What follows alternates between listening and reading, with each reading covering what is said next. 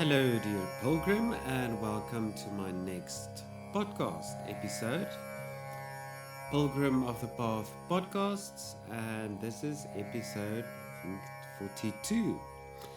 And yes, so my name is Thomas, and I am a sound practitioner here in McGregor, South Africa. So I use sound therapy as a means to guide people to their own inner stillness, deep relaxation techniques, calming techniques, and also other modalities for energy healing and many ways of helping and guiding people back to their own inner wisdom and inner silence. So, yes, so how are you doing? I must say that we have reached the heart of the winter here in McGregor, in the southern hemisphere of South Africa, and surprisingly, it hasn't snowed yet. So we're still waiting for that. But yes, it's been a few cold days here in McGregor, but fortunately, we've got a lovely little fireplace that keeps us warm in the evenings and early mornings. So, yeah, you know what? I just always enjoy this quiet time, this winter time, because things become a little bit stiller, and one can turn inwards much easier in a way than summer. And but yeah, that's just a little check in. So hope you are doing really well. And yes, and thank you for being here also. As always, actually. But so what I would like to just have a conversation with you is, we've been journeying through this compassion journey, well, online with my online membership, but also in the recent newsletters or letters I shared with you some of the reflections I've had during this journey. And so this week I'd like to reflect a little bit on something we don't often think about, and that is compassion, practicing compassion towards ourselves. You always notice that I end off my episodes with "be kind to yourself" and "be kind." So to some people it might become like a little bit of a rhyme, but no, this is when I say being kind to yourself, this is basically what I mean. So practicing compassion towards ourselves. Because compassion is often thought of as something we offer to others, right? We listen, we hold space, we support, we encourage, we care. And those are beautiful expressions of real compassion. But there's another side to it that we can easily overlook or we forget, and that is about receiving. Many of us are actually comfortable by giving our time, our energy, our attention to others, to help others. But when it comes to receiving, whether it be kindness, rest, or support to ourselves, for ourselves, we hesitate. And I find we start feeling guilty, right? Of when you start to do nothing, you start feeling guilty. There's something I need to do. There's something I need to do. So then things like we can tell ourselves, "Oh, I'll do it later," or "I'll do it when everything is done. When everybody's settled, then I'll get to, myself." We'll make time for ourselves. Yeah, sorry. We'll make time for ourselves when everyone else is okay. But what if the receiving part is also an act of compassion? Like for instance, when when you're planning a longer journey than usual by car, I'm sure you will check your fuel tank if there's enough fuel to carry you the whole journey. The same when you, um, so for instance, if you using your phone to navigate and you know you are on a road that you're not familiar with and you do use your phone for navigation, right? So do you check your batteries? Do you check your phone's batteries before you leave?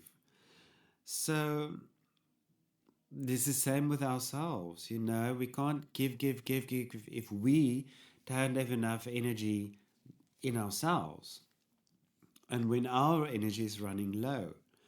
So over the past few weeks, or past week actually, we've been exploring the practice of Tonglen.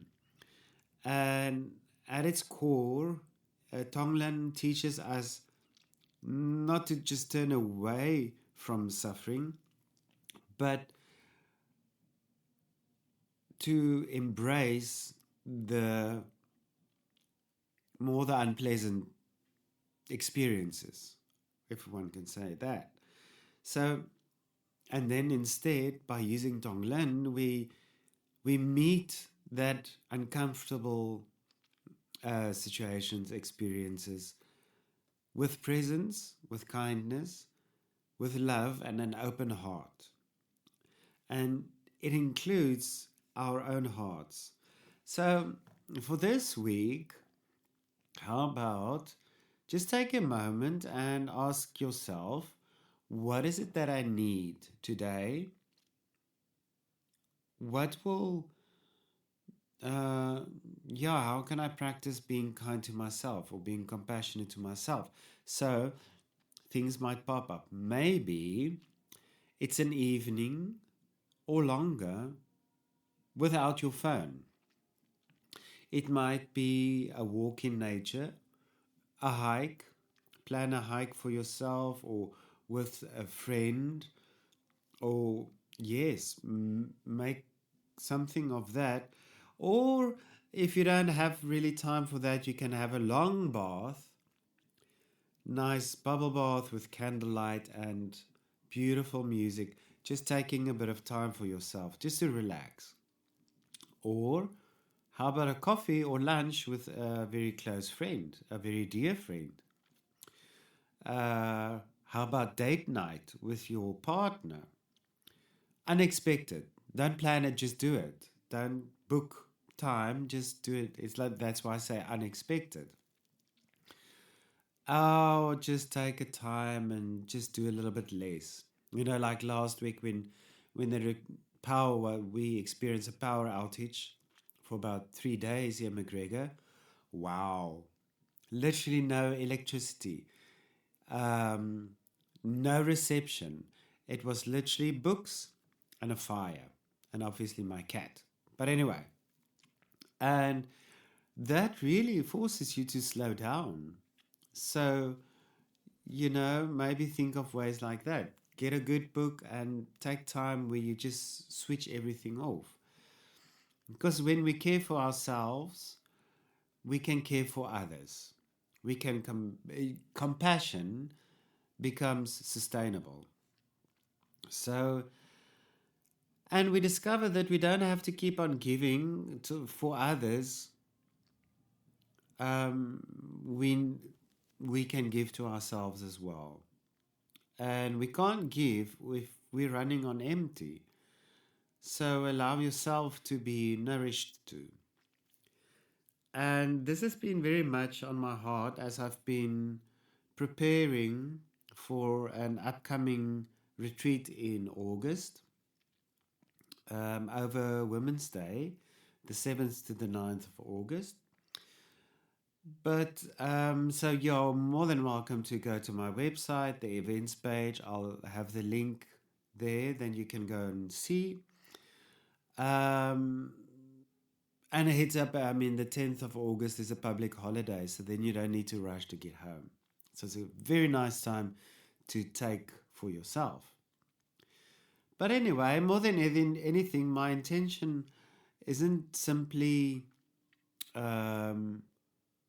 teaching subject, but this is a very good or an ideal time, because we're going to more talk about things. We're going to reflect. We're going to soundboard each other's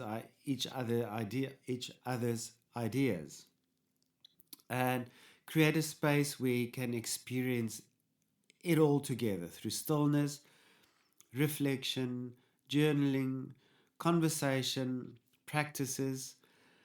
And with the compassion journey that I'm on, there will be compassion will be huge. But what I've done is I've taken, with compassion, I'm going to weave in a little bit of wisdom from the divine feminine archetypes that I've been working with my life for many years. And we're going to explore how each one reveals a different expression, their wisdom, and an expression of compassion, and how that invites us into a deeper relationship with ourselves, those aspects within ourselves.